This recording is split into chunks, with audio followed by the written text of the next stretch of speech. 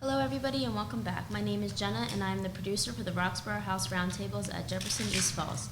Each episode is recorded and later posted on our YouTube and SoundCloud for those who were not able to make it to the live event. They are also aired on the first and third Sundays of each month from 7 to 8 a.m. on G-Town Radio 92.5 FM WGGT. Today's roundtable is hosted by Giselle Kaye Haas, a senior majoring in Law and Society here at Thomas Jefferson University, who is going to discuss about the 14th Amendment and Birthright Citizenship, why it matters, who it protects, and what's at stake right now. From historical wins to current threats like Trump's executive order, let's get into it. Now I hand it over to Giselle. Thanks, Jenna. Hi everyone. My name is Giselle, and I'll open on this. On January 20th, 2025, President Trump signed multiple executive orders, including protecting the meaning and value of American citizenship. This reads, the 14th Amendment has never been interpreted to extend citizenship universally to everyone born within the United States. The 14th Amendment has always excluded from birthright citizenship persons who were born in the United States but not, quote, subject to the jurisdiction thereof. And through this, in Section 2B, it states that kids born from parents unlawfully or temporarily present in the United States after February 19th would not get documentation recognizing their U.S. citizenship. And then several states, 22 to be exact, and advocacy groups challenged this executive order, which clearly states that the 14th says otherwise.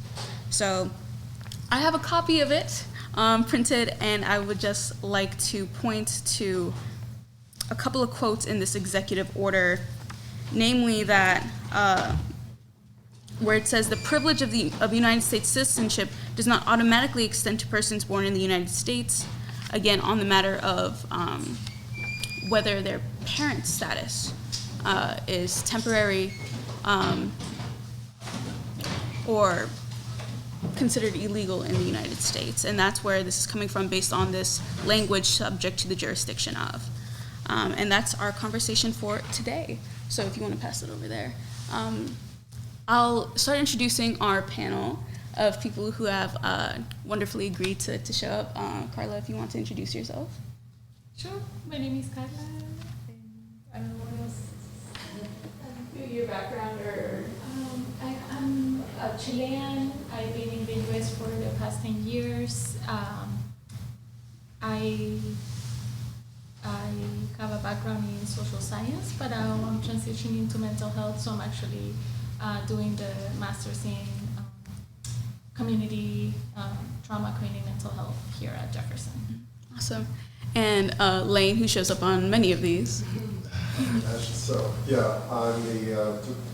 your program director of Law and Society. I'm an American citizen, that's why I'm able to use my real name during this roundtable.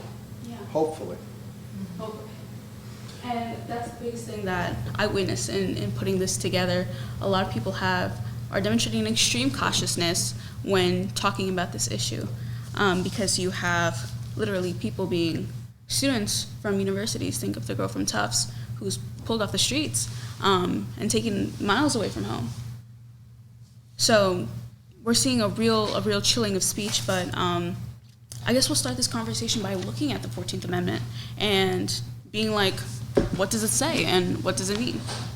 So again, there's another copy on the table of the 14th Amendment, and specifically we're looking at the citizenship clause.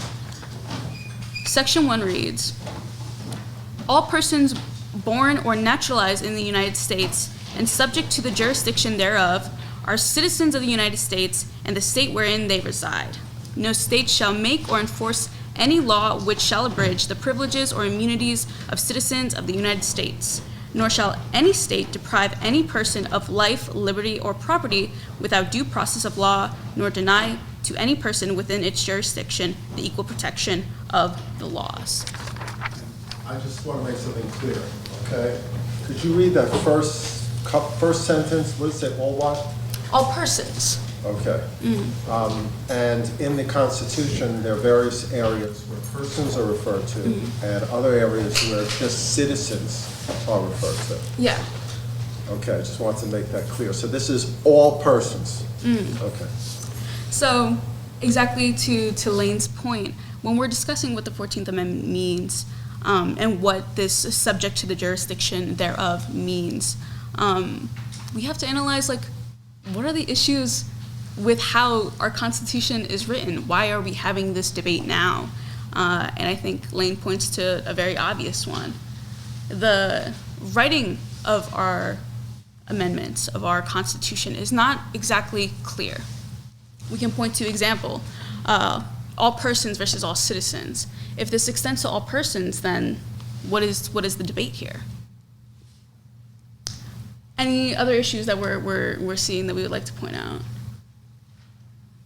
Yeah. Not subject to jurisdiction is a main thing, because he said that, like, doesn't matter the jurisdiction you're born in, that you, like, depending on, like, your parents' legal status makes your, depending on your legal status. I think it's interesting because I read, like, in the 14th Amendment, that, like, it doesn't matter jurisdiction, all persons have a right to have, like, citizenship.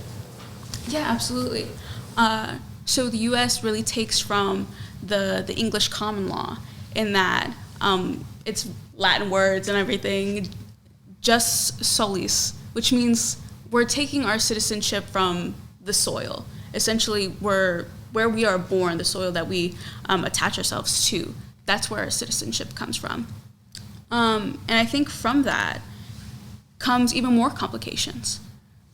What is considered in the United States?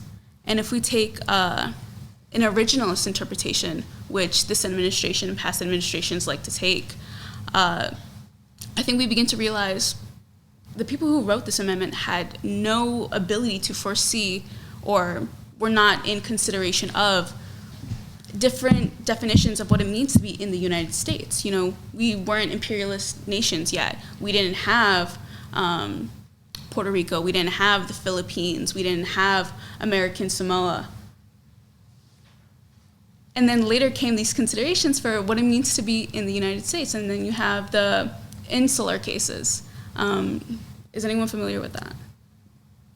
So the insular cases really points to, it's these cases that are wonderful Supreme Court, where they made a essentially caveat about what it counts as incorporated in the United States. Essentially, if we were to extend citizenship, and the language that they use is like to unfit regions, referring to the Philippines, referring to Puerto Rico, we don't have to extend our constitutional rights, right, to these areas, right, while we can still incorporate them as U.S. territories. So essentially, isn't that very nice and very easy to just disappear the issue entirely? So I guess where I want to take this conversation and talk about is the history of the 14th, and specifically on the case of Wong Kim Ark and how that is really leading this conversation about immigration and the conversation about rhetorics concerning this executive order. So Wong Kim Ark, right, he is Chinese American of Chinese immigrant parents, and this is during the era of like the Chinese Exclusion Act, right? So we have a lot of labor coming from China that the U.S. is not necessarily happy about. We're looking to expand the Chinese Exclusion Act, and Wong Kim Ark becomes sort of the victim of this expansion, and the question is whether or not he's a citizen, because his parents moved back to China, and he will occasionally visit his parents in China, but come back to the United States. The question becomes, is he subject to the jurisdiction of the U.S.? Is he demonstrating an allegiance to the U.S.? Is he under the power of the U.S., right? Because all of this is really coming down to allegiance and power. And this is during the Supreme Court, which is like pretty outwardly racist at the time. They're responsible for Plessy versus Ferguson and such. And they decided ultimately that he is a U.S. citizen, not because like we care about Chinese Americans, but rather it complicates the issue for white people, for white immigrants, those coming from Europe and such. if we revoke his citizenship, if we say that he's not a citizen because while he was born in the U.S., his parents are coming from China and probably still hold some sort of allegiance to China, then what does that mean for our other children of immigrants? And I guess this is where this conversation is coming from and where these states are coming from, right? So I guess my question is, like, what is currently at stake for this reinterpretation of the 14th Amendment that we're currently looking at? Before we get there, okay, because my interpretation of the 14th Amendment is pretty clear. It says all persons born here are citizens. Duh, that's the end of it. So if you're born here, the question, of course, what is the United States is a broader question. But let's assume you're born in Pennsylvania, so there's no issue, okay? If you want to change an amendment, I was taught in law school, there's a process. And that process is not an executive order. Okay, it's a very sophisticated process. I believe it's 75% of the Congress has to approve, and then 75% of the states' legislatures have to approve. And only after that do we have an amendment, a new amendment, or a change in amendment. That's, am I right on this? Yeah, absolutely. Am I missing something? And I think if we look at the end of the that 14th Amendment in Section 5, it says, the Congress shall have power to enforce by appropriate legislation the provisions of this article. So if we even want to go textualist based on like what's written there, the president has no ability to do that. But instead, he issued an executive order. Yes. So how in any possible world of law, that's assuming that law matters anymore, okay, how could that executive order have any power at all? And I think that's a great question. And I think that we're beginning to see this sort of, well, the Trump administration is really going for this like wartime powers thing. We're seeing that with the Alien Enemies Act. I don't know if anyone is familiar with what's recently happened where, oh, I see some nods. Does anyone want to like take a jab at it? Like I can't exactly remember the entire details, but is like was that the one that like the creation of more ICE like facilities? It's if we are at war, we can deport people that we think, it says people, it's another scary thing. It doesn't say non-citizens. It says people, that we can deport people out of the United States.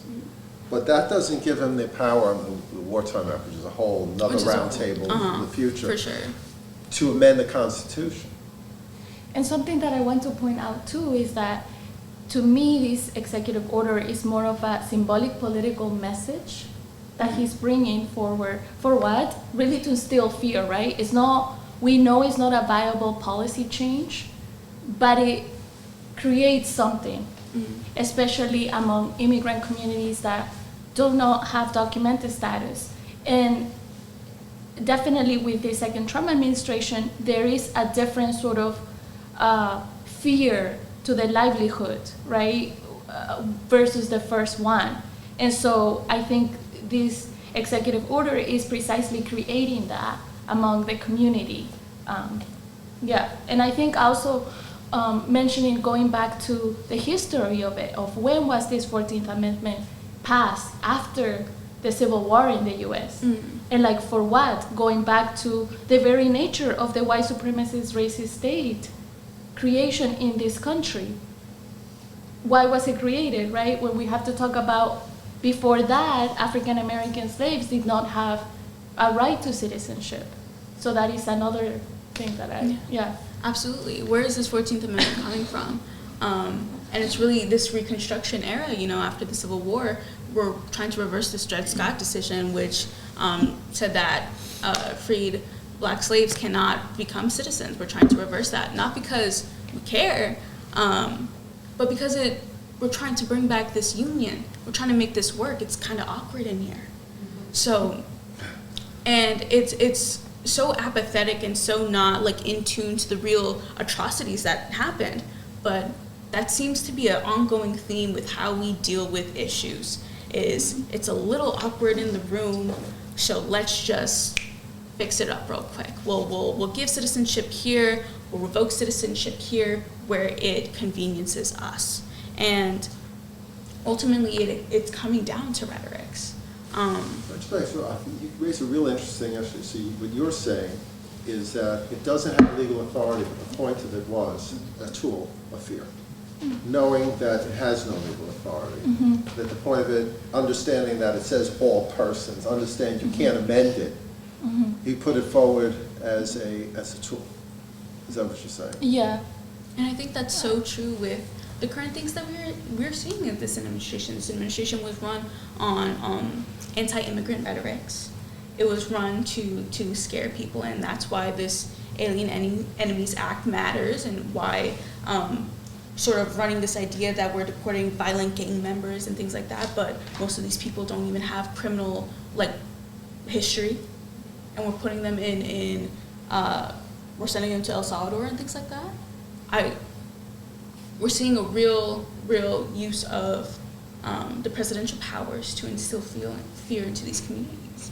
And I guess that is a good segue into understanding why are those sort of rhetoric so popular now? Is this a unique issue? Is it unique to America? Susan over there. I don't think it's a unique issue. We've seen this so many times in history before, especially the war on crime or the war on drugs. They always want to, I guess, find ways to make money yet blame someone else, like Lane talked about in class today. It's always finding someone to put the blame on, and that's a huge thing. It was first people of color, it was first Black people, now it's immigrants. We're turning into Latinos, we're turning into people of color, and especially from South and Latin America, that's where it's hugely coming from. The rhetoric that Trump uses to describe immigrants are they're rapists, they're criminals, they're violent. It's the same rhetoric you heard Reagan, Nixon use to describe Black people. It's the same repetitive rhetoric being used to describe people of color, because you don't see this happening with white immigrants. You don't see this from people immigrating from Europe.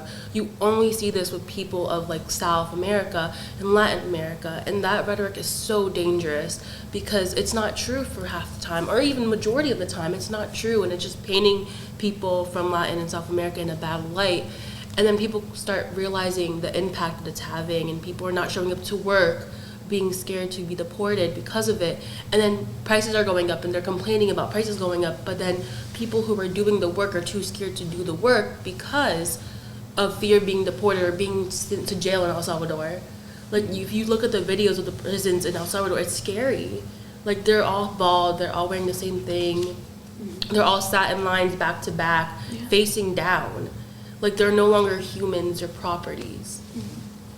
Yeah, kind of piggybacking off of that, it very much goes into the us versus them kind of ideology. As long as you make someone not a separate group from you that you don't associate yourself with as entirely, they've automatically become the enemy. And the more that you dehumanize them and they do things differently that, for example what Trump had said, they're eating cats and dogs, it basically makes them less human, so it makes it a lot easier to hate more immigrants that are coming in.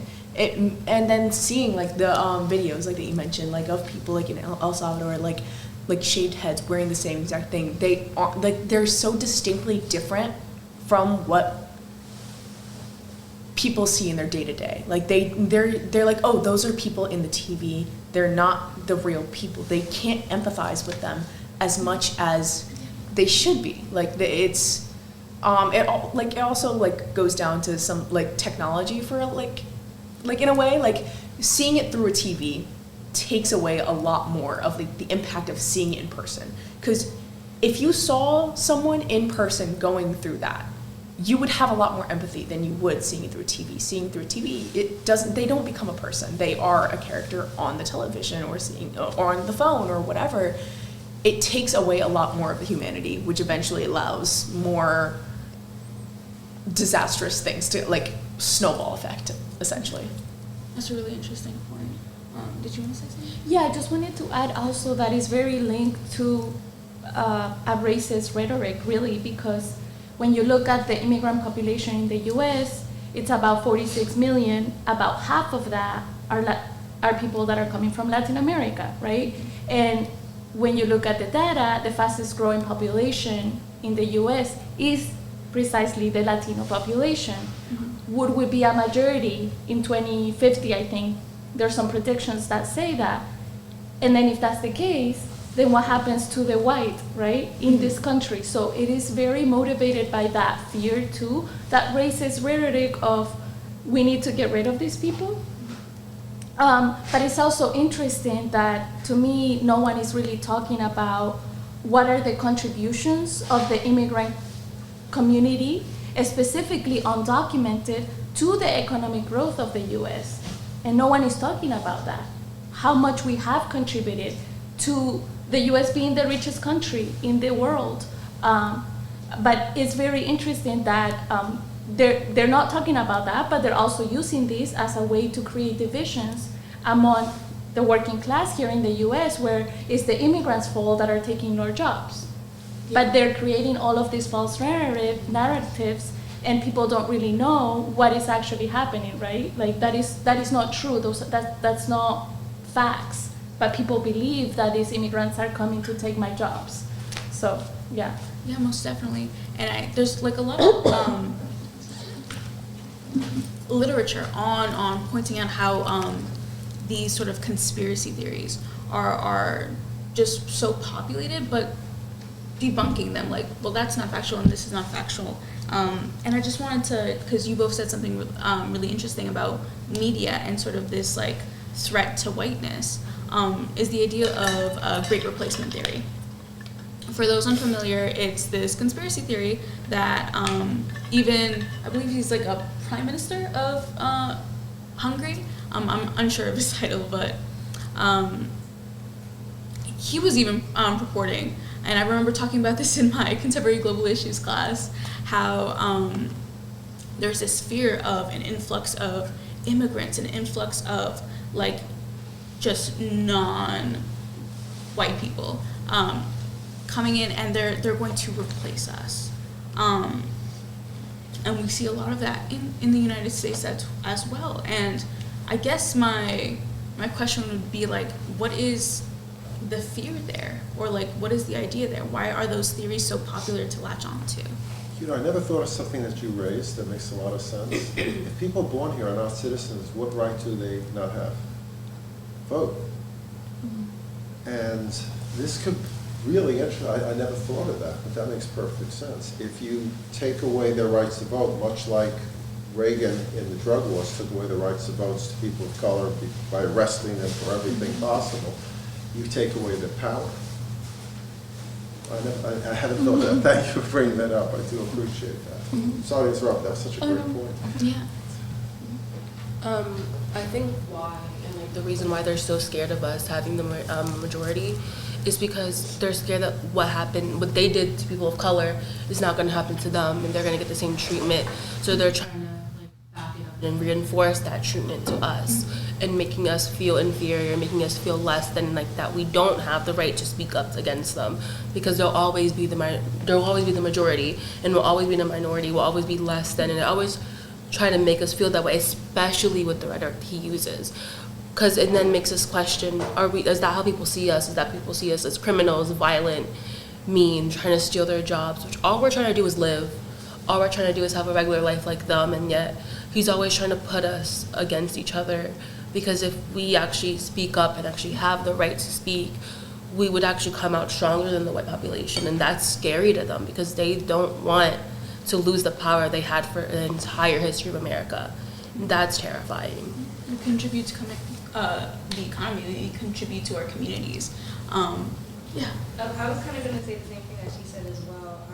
It's just like for so long, or for basically all of history, white people have been like the head, like they're superior to every other minority in the United States of America. So if their fear of becoming the minority over the majority, and like people having power over them is scary, because the history is so deep, and they've done it to so many minorities, that if this fear of people like taking over and coming back to them, they know it'll come back to bite them essentially. So I think it's just a fear thing on their part. So they want to try their hardest to keep the minority a minority and keep everyone down, basically.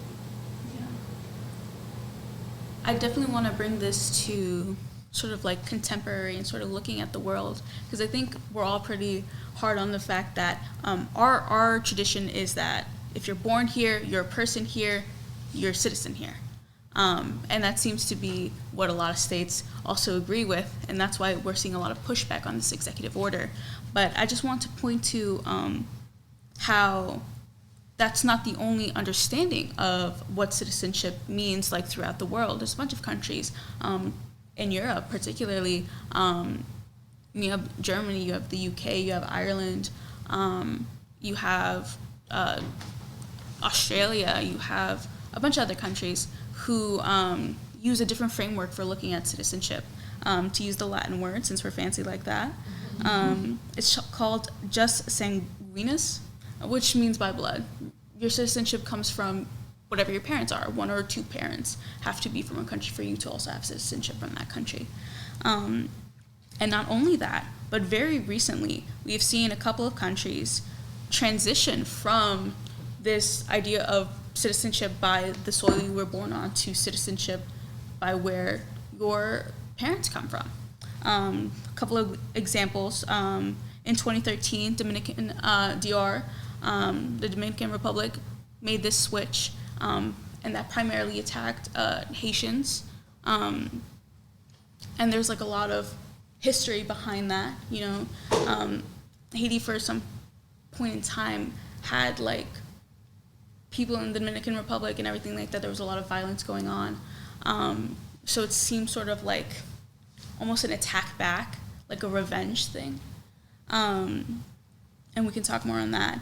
Also in Pakistan, relatively recently in 2023, you're having the caretaker interior minister announce in October of that year a 28-day deadline for all illegal immigrants, which would account for like 1.73 million undocumented Afghani refugees to leave the country or face deportation. So that was like a huge shift. You also had Ireland in 2005 who saw that, and they were trying to close this like immigration loophole where people were coming in, giving birth in Ireland to sort of backdoor into the EU, into the UK and such like that was their claim. So I think it's interesting that we're seeing a relatively recent, very recent, switch in citizenship and how this is a conversation that we're currently having in the U.S. Do we have thoughts on that? Do we have like fears on that? Yeah. I think it's very interesting you brought up like other countries, because I have citizenship in America due to birthright citizenship. So without that, I wouldn't be a U.S. citizen. But in Brazil, it's done differently, where both my parents are Brazilian, so I'm also automatically a Brazilian citizen. And that like brought up an interesting fact that like in Brazil, anyone can become a citizen after living there for 5 full years and like following the rules and stuff, just to take a test. And I think that's really interesting. So the fact that people are now going back on that and like switching their residency, I just wonder why.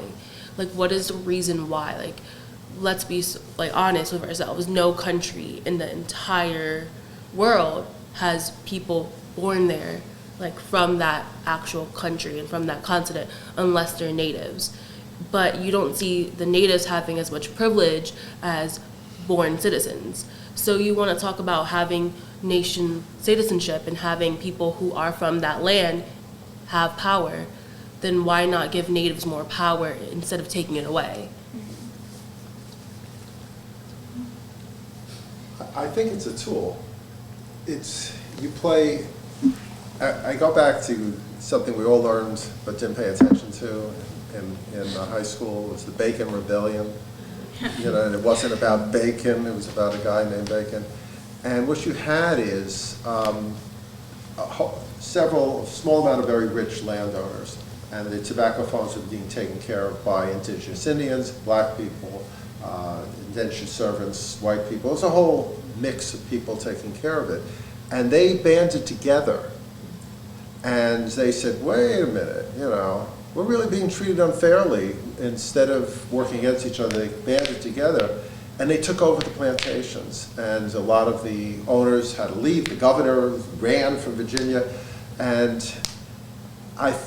whether it was intentional or they came up with it easier, if we divide the lower classes and middle classes against each other, then we can use that as a tool for power. And right now, we were talking about the movie Wicked in class, and it's absolutely no coincidence that the professor is a goat, because the wizard at the end makes this great statement. You saw it, someone in the audience, makes this great statement at the end saying, well, because Elphaba, the witch, says, why are we doing this? You know, we're rounding up the animals who speak and who are professors and doctors who lived with, you know, having common citizenship with the people of Oz. And he says, when things go bad, we need to blame it on somebody. The goat, so the scapegoat, which was, you know, pretty obvious of what we were saying. So you divide the lower classes and middle classes so that they don't unite. They fight among each other for the scraps you throw out. And you pick out the hated people of the moment and use that as the goat and use that as the raw meat for people. Say it's their fault, they're bringing disease. Sound familiar? They're bringing rapists, they're bringing, that's what he said. We get them all angry, they're taking our jobs, as you said, the great replacement. Get them angry against whoever is the person at the moment or the group at the moment, and this is where you get power. So it works both ways. You get power by creating the scapegoat, and you prevent them, the lower classes, the 98% of Americans who don't have wealth, from ganging up and saying, this is enough of this.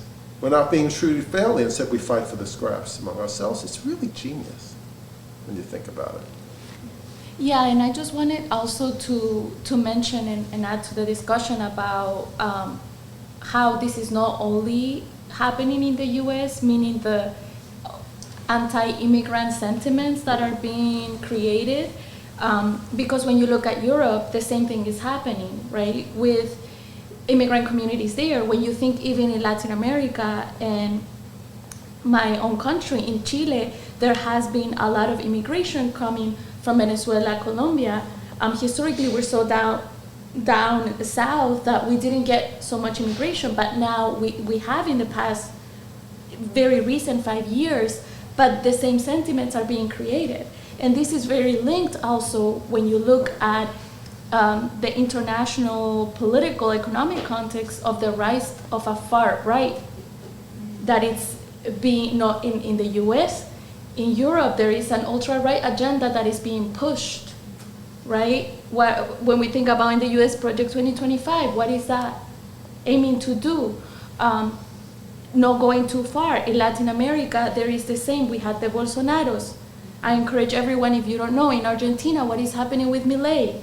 Milei has been doing very similar tactics that the Trump administration is doing as well, of the destruction of the state and eliminating jobs, firing federal workers, eliminating ministries as well. And this is a trend that is happening. And a lot of these far-right agendas, programs that they're pushing for, they bring in the anti-immigrant sentiment. And in Chile, there is elections happening this year as well, and what is going to happen is the far right is also in rise, and they're very well positioned, we don't know, after a progressive government, for them to win. And I just wanted to bring that as well, that it's an international phenomenon that is happening. Yeah. But the playbook is the same. Yes. Across. It's playbook, find the goat, blame the goat, divide the people, antagonize, stoke fear, get power. Absolutely. And I think that's one of the biggest takeaways that I want us to have when we leave this conversation, is that it's not just whoever's in office. Like, if tomorrow Trump wasn't in office, we wouldn't have these issues. These are historical issues. These are global issues. These are things that we see recurring again and again. And if we don't begin to talk about how this happens, how this occurs within our history and within the global stage, and why countries make these decisions, then we'll never learn to overcome that. to change that. So absolutely. And I guess I'll pose the question about what it means to be American, because that ultimately is what we're talking about. And we can see it has a political lens, but it also has a social lens. So, to anyone who wants to take a stab at that question. Yeah. For the longest time, being like American was just like being someone who's born on the American soil, or like got like citizenship through like the citizenship process, and like mainly for like the goal of getting to the American dream, like the land of opportunities, getting like being able to like start over your life and build a new one and have a stable income and be like the picket fence with like 2.5 kids, like you know, like the stereotype, like just having that was like for the longest time what being American was. But honestly, with like how this climate is now, everything is just completely on its end. While yes, it still stands that being like birthright citizenship is still here, we don't know how much longer that's gonna last. Being like getting citizenship through like all the other means, like you are still a citizen. Like you've like, so as someone who has lived here for a majority of my life, I like moved over when I was like 2, so like I don't even remember what being in my like home country is like. It's like I lived here, like I have all of my experiences, every single thing that I've ever been through in like America, like that in itself should be enough. Like I became a citizen through all of the means that I needed, and I have all of my life experiences here. That in itself should be enough to be an American. But yeah. When you said American citizen, the first thought in my head was like an older white man who has money and like a mustache. But like actually thinking about it, like for me, I always like I've overheard a couple of times, go back to your country, which is such a funny statement because this is my country. I was born here.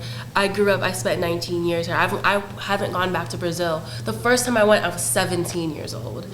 Like by myself, and I felt so lost, and I can't even go back there because my family looks at me and they're always like the green guy or like the white one or American. I'm not Brazilian to them. I will never be Brazilian to them, but I'm also never American enough to be American.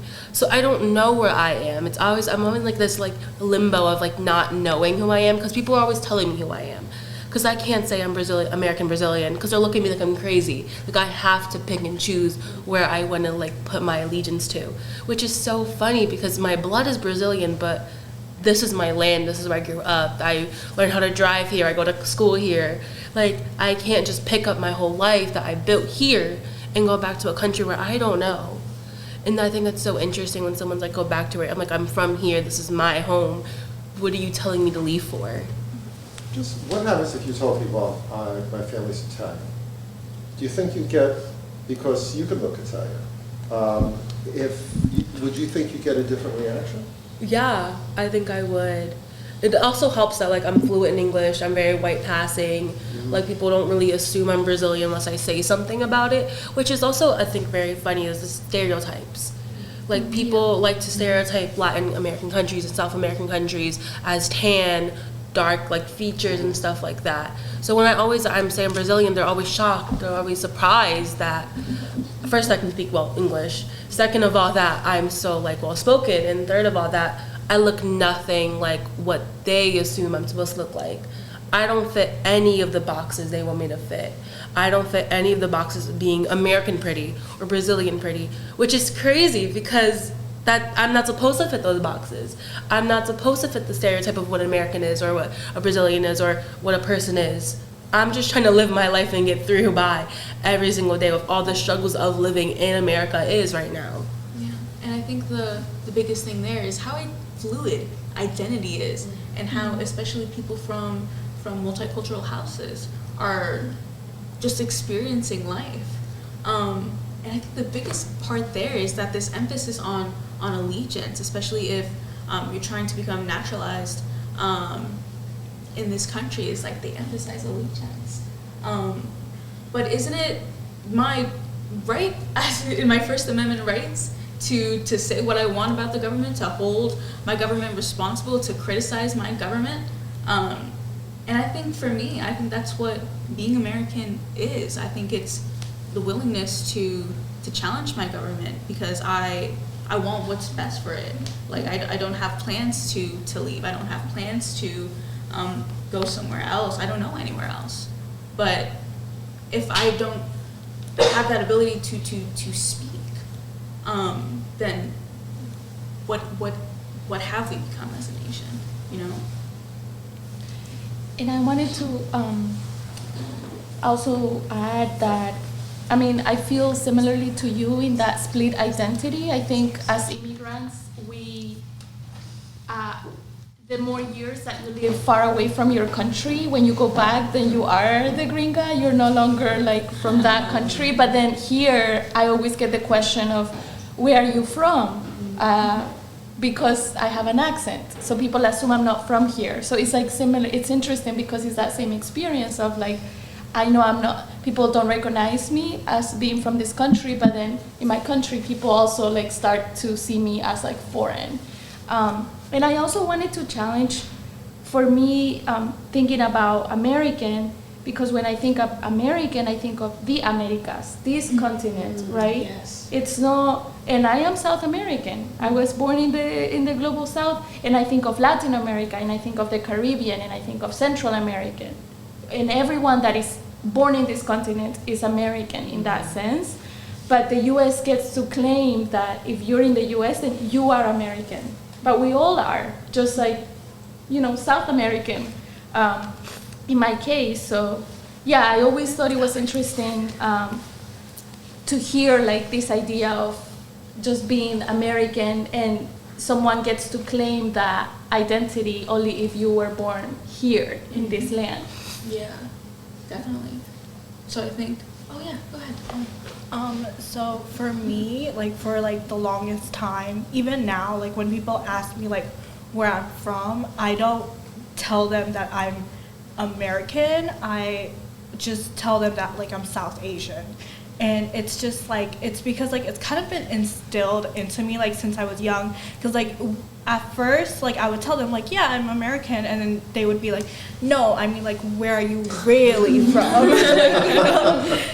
So it's like, well, so like at one point I just started like telling people like, yeah, I'm South Asian, and then it was just a thing. Yeah, for sure. We saw a hand there. I was going to say, to answer your question as well, when you said what does it mean to be an American, I feel like growing up, I always felt like being, like to be American, or let me just say to be born in America, you were just lucky. My parents were immigrants and stuff like that, or are immigrants, so they came to America to give their kids like a better opportunity at life, a better chance, and for themselves to get a better chance at life as well. So I feel like when thinking like, how does it, like, what does it mean to be American, I feel like lucky. But at this point, I feel like as time has went on and I've kind of understood more about like the immigration policies and the system and things like that, I just feel like ashamed in a way, because it's just like for America to be advertised like the land of the free and like, you know, a land of opportunity and like the American dream that people were talking about earlier, I feel like we don't give the opportunity out to people unless you fit a certain demographic, you know. But yeah. Absolutely. Right. I think she brings a great point, and I think it's honestly been like, I'm embarrassed to say I'm American now, because it's embarrassing. It really is. And like, I have the privilege I can claim something else, but I'm like, The privilege to claim something else is crazy. That's crazy. Because like, I'm just embarrassed to be American, because it's embarrassing, like, truly is to be like, you say we have free will, we have the right to speak, but when we try to speak, you take our voices away. So like, and people don't realize the privilege of coming and becoming an American. There is such a privilege and there's so much power behind that word. It's insane. Like, we have a really strong passport, and like that's a whole power on its own. And like the power of saying I'm American is so strong because America is held so highly, like among all other countries. It's so strong. People don't realize the privilege of it, and they just take it so lightly. I just want to add on, I have a lot of international friends. Most of my international friends at this point are like, they're in such genuine fear for like America and like the American citizens. And like some of my friends are being taught in school like preparations for war. Like it's genuinely scary because it's like that's like where it's getting to. Like one of them, she's in Ireland. She's getting ready. Like the schools are teaching like, oh yeah, like here's some things that are happening with like the Trump administration. Here's what America's doing, and it's like they are talking to me about it because it's like I'm the only like American person that like they're fully in contact, and they're like it's the fact that other countries are getting prepared for war at these times is a little frightening. For sure. I will not lie. Absolutely. Yeah. So what a note. But I do want to spend the last couple of minutes that we have here talking about what we can do in response. Because I feel like always when we have these conversations, it always ends with, yeah, it's real bad out there, huh? So I really want to focus on how we can help each other within our local communities. How do we get organized and things like that.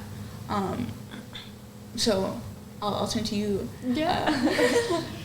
Yeah, so I think something that has stuck with me, one of Know Your Rights training that I attended, is the presenter saying a lot of the Trump administration's like immigrant policies and things like this have already happened, and so there are some like new things, but again, like when we're talking about the fear feels different, right? Yeah. But we know what we can do, which is to organize, and we have seen how organizing and really fighting back and uniting has helped, right? Like the recent case of the family with the 2 kids in Washington that was just released through like protesting, right, and through lobbying.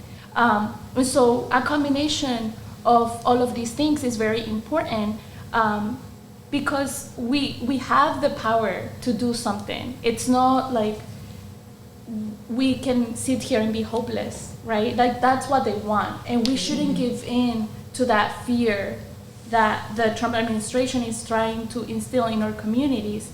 We have the power, and in the history of the world, we have seen none of the rights that we currently have here in this country have, like, all of the rights that we have actually been won by organizing, by popular movements that have decided to fight and demand our rights. And so nothing has just been given to us, and I think that we can get inspired by those experiences, lessons learned, and what we have seen also is that it is working. It is working in Philly. All of the immigrant rights organizing that is happening is working because we have seen that we are able to protect our communities. And while ICE is still out there to get and to make arrests and they have their daily quotas, we have seen that through organizing, we can actually help our communities. And you all can, right? And so, yeah. Absolutely. And I just want to give a quick mention to a couple of orgs in Philly. I think Juntos does a lot of great work. They have a lot of mutual aid sort of organizing where Juntos, so that'll be JUNTOS. You can tell I'm really great at spelling. And yeah, they, even from like putting together like food banks, getting food to communities. Like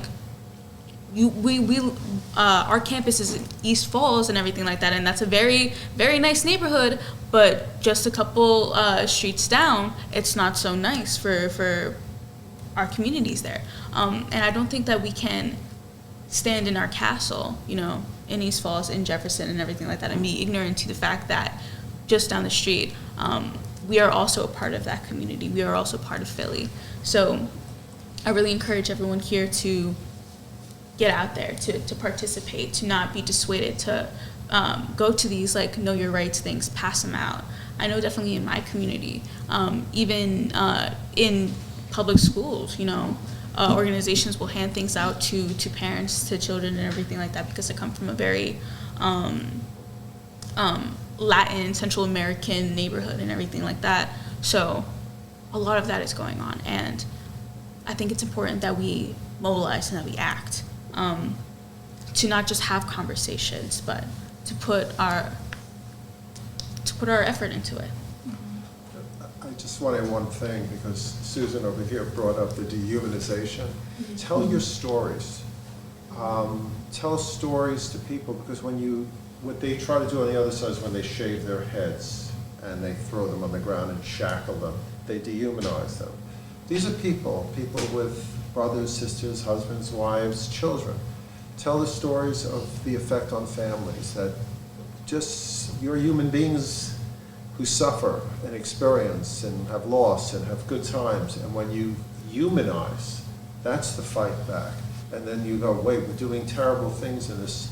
People who supposedly have Christian values, who say that they care about other individuals, if we make them individuals and say they're hurting because of this, I think we should tell our stories to everyone who can hear, not to each other, because we know each other's stories, but to other people, like we did in class today, because it's a very mixed class, and I think a lot of people heard interesting stories today, and they'll go home and tell those stories. So that's what we can do too, and of course the organization is important. So it's a good combination of things. Yeah, Absolutely. and I just want to emphasize that I think it's really important to not stay paralyzed. Like, we have frustrations, we get mad at everything that is happening, but we should move that anger into action, like you were saying, and there are things that we can be doing. The way that we're going to survive this is by building community, and by organizing, and by feeling like we have the right to fight back, right? We have the right to defend our communities. And we know it's not only the immigrant community that is being impacted, it's LGBTQ community, Absolutely. It's workers as well, right? As all of the firings that is happening, all of the families that are being impacted. And I think that we cannot, again, give in that fear, because while we might still be fearful of what could happen, you all as students, right? If we get retaliation, but we are here to support each other, and we are here to unite and organize, and actually not feel that there is nothing that we can do and feel powerless, because when we fall into those sentiments, then we give them power, then they're winning. Yeah, absolutely. And I think it ultimately is that whoever lands under the scope of American, as fluid, as transitional as that is, it matters, right? Because we're talking about birthright citizenship, we're talking about any type of citizenship, we're talking about identity. So yeah. Thank you all for coming and engaging in this important conversation. The 14th Amendment isn't just history, it's a living promise, but it is one that needs to be protected, especially as threats to birthright citizenship and racial justice grow louder. Thank you to Giselle for discussing this topic. Let's continue to carry this conversation forward by building coalitions, supporting each other, and staying engaged, because citizenship is more than just a status. It is a shared responsibility. Stay connected, stay active, and keep showing up. The roundtables are on our YouTube and SoundCloud, and we are broadcasted on the first and third Sundays of each month from 7 to 8 a.m. on G-Town Radio 92.5 FM WGGT. Thanks for listening, and have a great day.